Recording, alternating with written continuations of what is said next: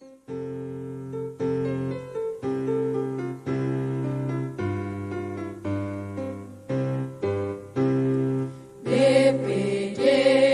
Lembaga Demokrasi Desa,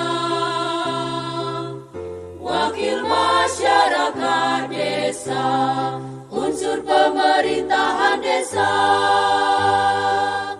wujudkan pemerintahan demokrasi, pengawal aspirasi masyarakat desa, penjaga wibawa pemerintahan desa, pembelah pola pemerintahan desa, itulah pilar utama BPD.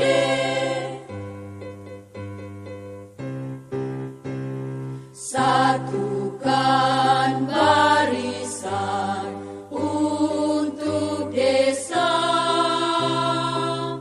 kembangkan musyawarah di desa, gerakan potensi desa,